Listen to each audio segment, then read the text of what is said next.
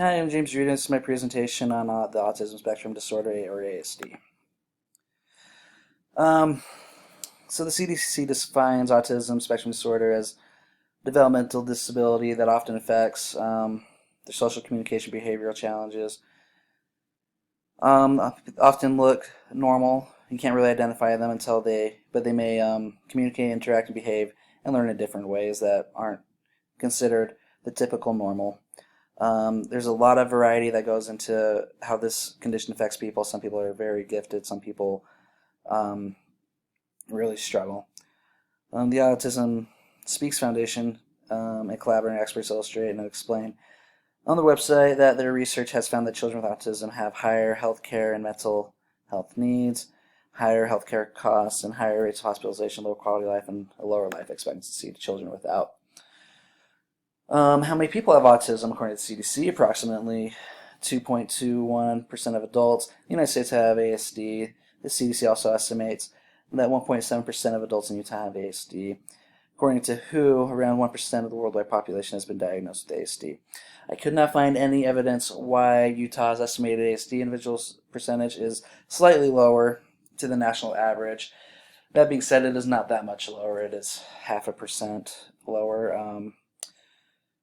So that could be why it's not too noteworthy yet, I guess.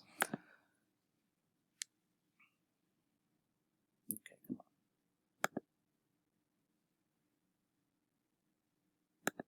there we go. The root causes of ASD.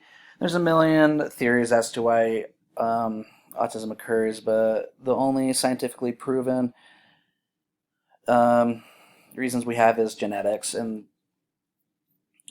specifically during development and pregnancy. ASD does run in families, but it can occur in families with no history of it. But basically, it results in the changes of certain genes during that developmental phase. There are some things during pregnancy that can increase the likelihood of that occurring, such as advanced parent age from either parent, pregnancy complications such as extreme prematurity, low birth weight or multiple births, or if pregnancy spaced less than 1 year apart. Those can all increase the likelihood of that happening.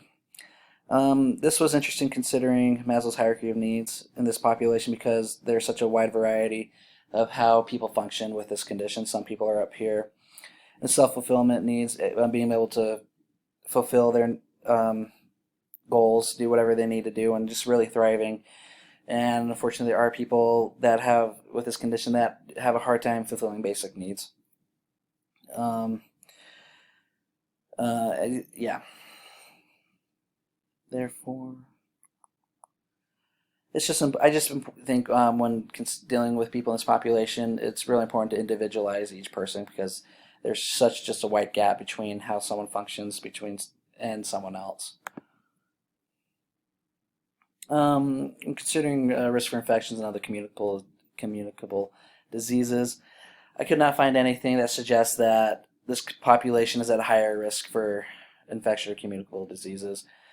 This suggests to me that ASD does not affect a person's immune system. People with ASD have a pretty normal immune system as much as the next person. Risk for non-communicable disease is a little different. The Autism Speaks Foundation has linked a variety of medical conditions that ASD individuals are commonly diagnosed with, and these include GI problems, epilepsy, feeding issues, poor sleep hygiene, ADHD, anxiety, depression, OCD, schizophrenia, and bipolar disorder. So when someone is diagnosed with ASD, these conditions should be monitored as well. Again, this one was interesting to consider based on people having such a wide variety of differences on how their autism affects them. Again, some people are thriving and do very well for themselves and don't have any self-care deficits, while as others do need help doing some things. I did see, I don't think I mentioned it here actually, but hygiene issues is sometimes something that could be an issue for that person. I did find this part the most interesting, though, that I wanted to put up.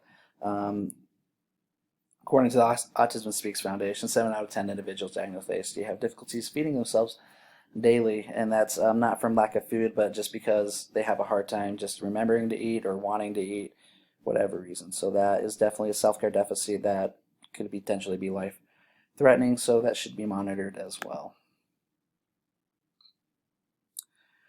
ASD potential harm. Research shows that violent behavior is low among individuals diagnosed in this group. Um, People with ASD are more likely to be harmed than harm others. That being said, instances of people being harmed in this population is pretty rare.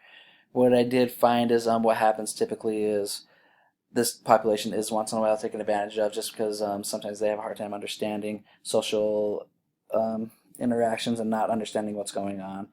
I think just the best way to help this population with that is just to help them better or give them better opportunities to express themselves and try to understand what is going on in their mind, just to understand or try to see if they're trying to express any that bad situation they're in or any crisis they might be in as well. That's my presentation on autism. Thank you.